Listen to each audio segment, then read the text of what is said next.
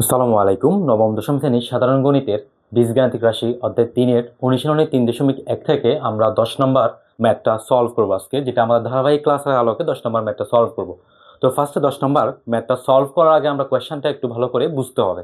তো কোয়েশ্চনে লেখা আছে a square plus b square plus c square equals 9 এবং ab plus bc plus ca equals 8 হলে a plus b plus c whole স্কোয়ারের মান বের করতে বলছে।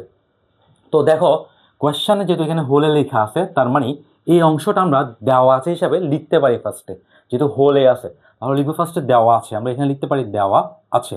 তো আমরা লিখবো দেওয়া আছে, আমাদের কোয়েশ্চনে দেওয়া আছে কি দেওয়া আছে, A square plus B square plus C square equals 9।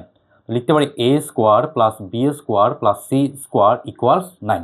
এরপর লিখবো এবং দিয়ে এবং A B plus BC plus C A এবং A B plus BC plus C A equals 8। এই অংশটা আমাদের কোয়েশ্চনে দেওয়া আছে। এরপরে কোয়েশ্চনে বলছে আমাদের A plus B plus C whole স্কোয়ারের মান নির্ণয় করতে।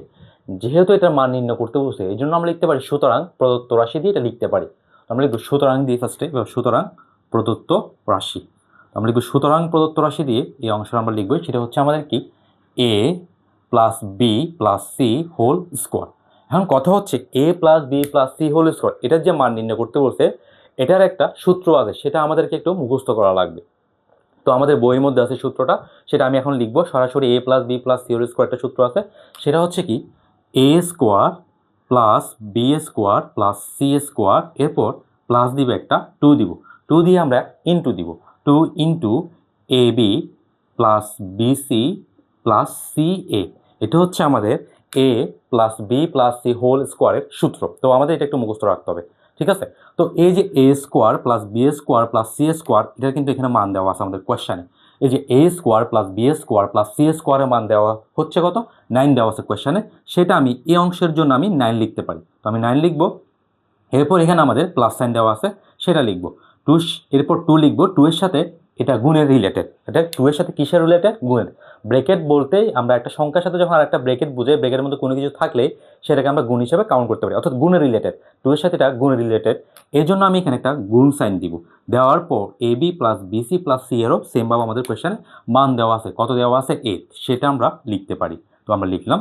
এরপর আমরা 9 দিব প্লাস দিব, এরপর আমরা একটু গুণে কাজ করবো এই অংশে। 8 গুণ 2 যখন দিব 8 দুগুণা কত হবে 16, অর্থাৎ 8 গুণ 2 দিলে আমাদের রেজাল্ট আসবে কত 16। তো আমরা লিখতে পারি 16। তো এরপর আমরা যোগ করব 9 আর 16 যদি আমরা যোগ করি, অর্থাৎ 9 আর 16 যদি যোগ করি আমরা পাবো 25। 9 প্লাস 16 যদি আমরা যোগ করি তাহলে আমাদের রেজাল্ট আসবে 25। আমরা লিখতে পারি 25। এবার লিখব সুতরাং নির্ণয় মান 25। এটা হচ্ছে আমাদের এই ম্যাথের রেজাল্ট। সুতরাং নির্ণয় মান কত 25। এটা হচ্ছে আমাদের 10 নম্বর ম্যাথের সমাধান।